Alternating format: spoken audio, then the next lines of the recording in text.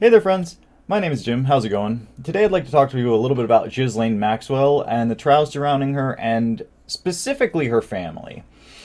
Now, if you don't know, if you've been living under a rock for the last couple of years, Ghislane Maxwell was the madam for Jeffrey Epstein. Epstein's job was, as a billionaire, to go around hobnobbing with other billionaires, get them to his private island, and create a honeypot trap for them. A honeypot trap is when you have a powerful person, a billionaire, a scientist, a politician, somebody like that, and you have them meet with, in one way or another, a woman who, for one reason or another, is compromised to him. He ends up having adult relations with her. Maybe she's underage and looks overage, but he wasn't that worried about it because he was on a private island with his buddy. Maybe she knew some weird kinks about him. Maybe she knows he likes to get his ass ate or something weird like that. I mean, weird. Obviously, weird is kind of getting stretched with the ubiquity of pornography in our country, in our world right now. But that's a whole separate subject. Suffice it to say, Jeffrey Epstein and Ghislane Maxwell had an operation where they got blackmail on very, very powerful people. They clearly weren't doing it for themselves. They were clearly doing it for several different intelligence agencies across the world. And the interesting thing is Ghislane Maxwell's father was well known for this. His name was Robert Maxwell. He was an intelligence asset, a spook, a dude who went around getting powerful people in honeypot operations specifically in order to blackmail them in the future. Now you can understand from a geopolitical perspective how useful this would be. Let me paint a hypothetical scenario for you. Let's say you are a representative of Congress. You're a representative of District 58 or whatever. And your buddy, Jeff Epstein, and all your other politician, House members, Congress members, maybe a couple billionaires, they invite you over to this party on his island. And so you go over to his island, it's a private jet. I mean, you're a powerful guy. You're one of the better people. You're one of our moral superiors. So obviously you can do this kind of thing without any conflict of interest. So you go over to his island, you have a party, you have some drinks, it's late, you're sitting on the beach, and a woman walks by, and Jeffrey, knocks you on the shoulder. Hey, buddy. She was looking at you. She was eyeballing you, and you go, she's cute, but man, she looks a little young. And Jeff's like, oh, I know her. She works for me. She's 20. I know she looks young, but either way, dude, you're on my island. Don't worry about it. Go. Hey, you know what? I'll pay for you to have a massage. We'll just do a massage. There's a room over there. It's a private massage room. It's away from everybody else, around from where my weird temple is, which he had on the island. So dude goes in, gets his rocks off, comes back out. Jeffrey Epstein high-fives him. Ghislane Maxwell might be winking at him or something. They enjoy the rest of their night. He goes home, home to his kids and his wife. And then a few months later, a bill comes up, say, I don't know, an infrastructure bill. Somebody gets a call comes up. Hey! Oh, hey, Jeffrey! Oh, yeah, man, that party was awesome, but what's that? And then on the other end of the line, Jeffrey Epstein says, yeah, about that girl, Stephanie, on the island, yeah, she was 15. I have cameras all over that room, and I'm going to need you to go ahead and vote yes. Do you understand? Yes, sir. Okay, have a good day. Oh, Jesus, what did I do? That is a simple honeypot operation, and that's something that I personally believe these people were significantly involved in. It is basically it's not argued with at all that Robert Maxwell wasn't the guy doing this. That was his job. And then he went out on his boat one day and fell off and died. Maybe he pissed off the wrong person. Of course, that's crazy talk, though. That's conspiracy theory nonsense. He obviously just fell off his boat, which I think was called the Little Ghislane. Anyways, so later in life, Ghislane meets Jeffrey Epstein, and they start going around, and obviously she always has all these connections to, like, Mossad and the CIA and the intelligence agency in Spain. There's a lot of interesting connections that these people have. That's not specifically what I wanted to talk about today, though. I wanted to break down just the overview of what these people were doing. These were the billionaires who entrapped rich other billionaires or philanthropists or people like Bill Gates, who I personally would argue I think was more into it, and like him and Epstein were like together in their thing. Anyways, but that's beyond the scope of the video. Today what I'd like to talk about is Ghislane Maxwell's sister. Currently, as you probably know, Ghislane Maxwell, the jury is deliberating on her verdict. Now, when she went to trial, by another interesting random coincidence that just happens to happen because of our, moral betters decide so. One of the lead prosecutor on the case was a rookie, a guy who'd only been there for a couple of years, but one of the prosecutors on the case happens to be named Maureen Comey, James Comey's daughter. Probably just a coincidence. Not like James Comey is known for covering up for billionaires and rich politicians and things like that in order to not, prosecute them when he was the head of the FBI. Oh, that definitely isn't a thing. But, so his daughter was in charge of the case. Now, the prosecution obviously could have called about 110 trillion witnesses to say, hey, these people did some funky stuff to me, and it wasn't cool when I was young. And, but for some reason the prosecution only decided to bring, I believe it was 4 victims, one of which was an adult at the time of the alleged sexual assault. So I don't think she counted as a victim in the sense that they meant for her to. So the other ones were underage, I believe, too. Maybe the third one was underage as well, but she was like right on the edge. But there are many, many, many more victims. However, these victims had only, according to their allegations, been sexually assaulted by either Ghislane Maxwell or Jeffrey Epstein or some combination of the two. Now, if they'd called other witnesses, my personal thing would be maybe they implicate Prince Andrew, maybe they implicate Kevin Spacey, maybe they implicate Bill Clinton, maybe they implicate Donald Trump. I don't know. But why wouldn't the prosecution call those witnesses? I mean, it seems like it'd be an opportune time to, break down all of these, ties, make sure everything's on the up and up. It would be in a time when the public is losing more trust in our institutions than any other time in the history of the United States. This would be an extremely effective way to shut up the Q people, shut up the people who believe, adrenochrome and all that other kind of stuff. Make them believe that we actually have a group of people in our government who actually care about dealing with this kind of thing. When the prosecution only calls a couple witnesses, and then their entire narrative around the trial is apparently that Jeffrey Epstein just had some weird perverted predilections, and, Ghislane Maxwell, well, after her dad died, she was so sad and broke that she just had to go with him. She was in love with him, and she was just twisted by this billionaire, and it was just a one-off thing. Completely ignoring all of the other larger individuals who would have been implicated in this if they had gone after it as they should have. So from the get, most people had been calling this a show trial, especially when the Maureen Comey connection was made. And then when we realized they were only having these four victims come forward, alleged victims, it's pretty set together. And what was interesting was I believe Ghislane was talking about, or her defense was talking about, calling up like 35 witnesses, and the judge in this case was very, very, very proud of the fact that she's basically, she didn't allow any cameras in the courtroom. Obviously, it's a federal case, so cameras aren't normally allowed. But I'm pretty sure they could make an exception for something this important to public service. But she actually did the opposite, where she said that the facts of these disgusting complaints against Ghislane and Jeffrey Epstein are too shocking for us random plebs to hear about. Now, I guess they just know better than us, and we should just accept that, just because these were billionaires and powerful people and they were doing horrible, horrible things to children, and those people are still in control, well, they're going to take care of it. We just got to trust them. So, the jury is currently in deliberations, and if the point that the prosecution has screwed this up so much that she might actually not get convicted at this point. Now, if you had brought 110 witnesses that said that they were sexually assaulted by her, you probably would have had a rock-solid case. But we only have 4, and, a couple of them, obviously due to the deleterious effects of being abused by these people, didn't have the best lives, and maybe wouldn't be seen as the most believable witnesses, on drugs or whatever. They, for fear of scaring people like Prince Andrew and Kevin Spacey and Donald Trump and Bill Clinton and Bill Gates, people in that upper echelon, they may have let this woman go free, is what I'm saying. So let's go on to let me not bury the lead 10 minutes into this. But one thing that everything that I've covered so far, pretty much everybody else has covered in some way, shape, or form. And of course, I'm a very small channel, so I doubt this is going to get very much viewage.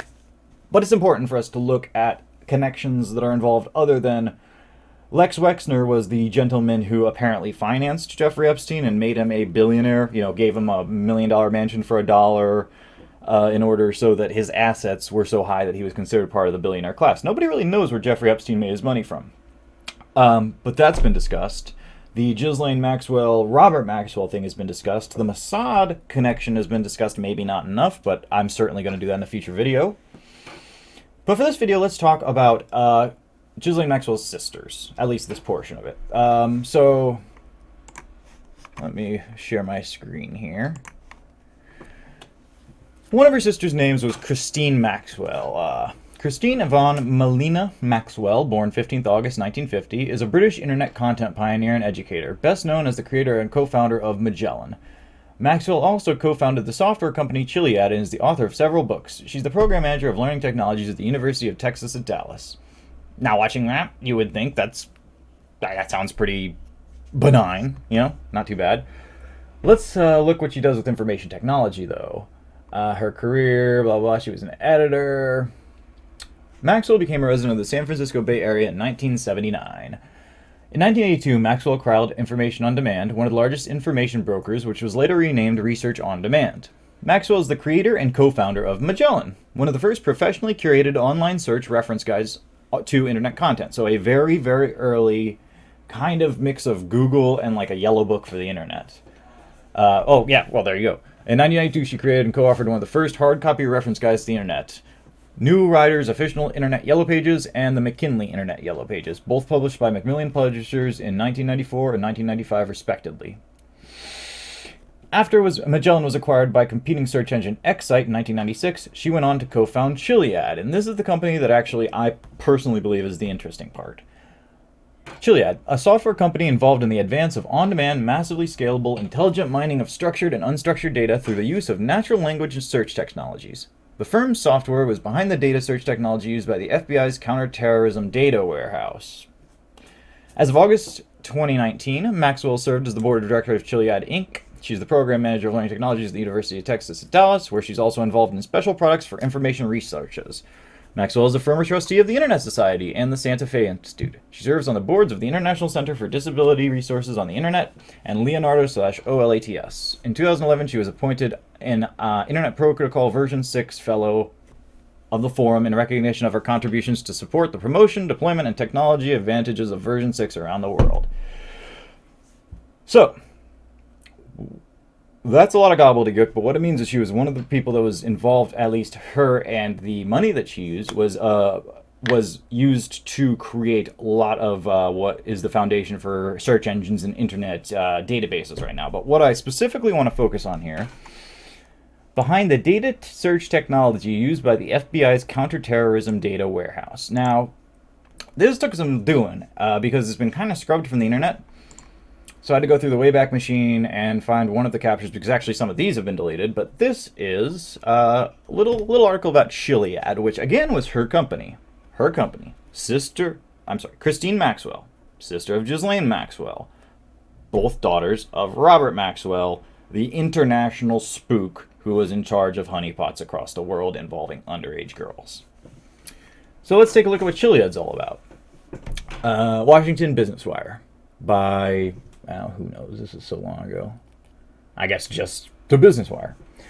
For nearly 10 years, Chiliad Inc. has been quietly working behind the scenes. And this was, I believe, July 2019, but that's when it was captured. When was this written? Suffice it to say, a while ago. For nearly 10 years, Chiliad Inc. March 3rd, 2008. It was hidden behind my camera. Sorry. Okay, so... This was written in 2008 and scrubbed from the internet since then. For nearly 10 years, Chiliad Inc. has been quietly working behind the scenes to develop some of the most powerful and innovative software in the U.S. government's anti-terrorism arsenal. With the addition of Dan Ferranti, a veteran CEO with a proven 27-year track record in the information technology field, the Washington, D.C.-based company is preparing to extend the benefits of its groundbreaking technology beyond its already impressive client base. Chiliad's founders were influenced by the Space Shuttle Challenger disaster and the 9/11 terrorist attacks.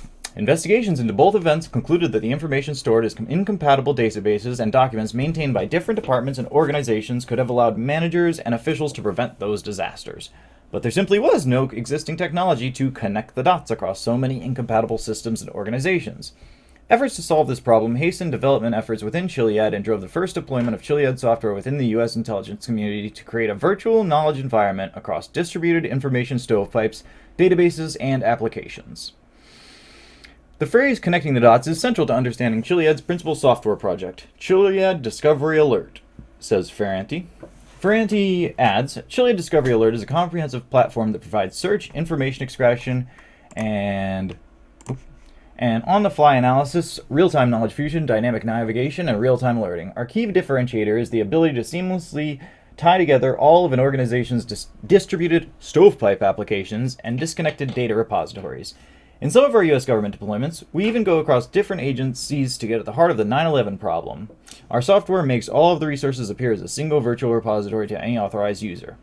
Now this, if you don't understand, it's a little bit gobbledygooky, but what it's basically saying is that Chiliad was the main company in charge of when, in 2001, on September 11, 2001, when the terrorist attacks happened, George Bush created the Homeland Security Department, the Department of Homeland Security, to try and connect all of these different agencies together so that they could share information more easily so that terrorist attacks could be thwarted faster. Now, that required them needing all of their different databases to interlink so that they could send information back and forth. Chiliad was the company that figured out how to do that. Now, that means that Chiliad was helpful in using and distributing all of the FBI's database information. This includes the childhood database. I don't want to say the word, but the abuse that happens to children in picture form database. A database of thousands and thousands and thousands and thousands and millions of images of this type of stuff, because if somebody at the FBI found a video of an underage girl doing something inappropriate, then they can cross-reference it with these other pictures that have been around for years to see who this girl is, if they've identified her, all that kind of jazz. That being said, this means one of the Maxwell sisters was in charge of the database, the biggest database on Earth of child abuse imagery. And she helped create the programs that differentiate between the different versions of these.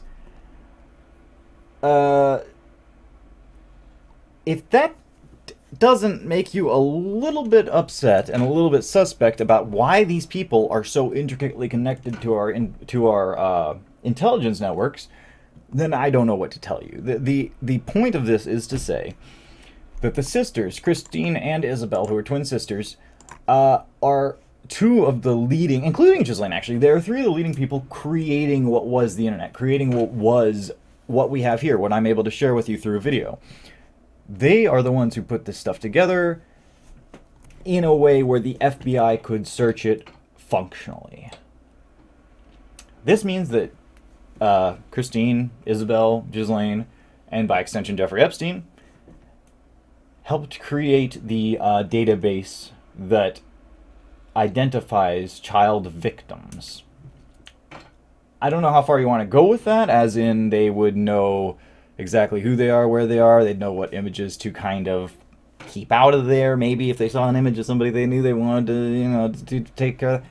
What I'm saying is, we have foxes in the henhouse, and this is nonsense.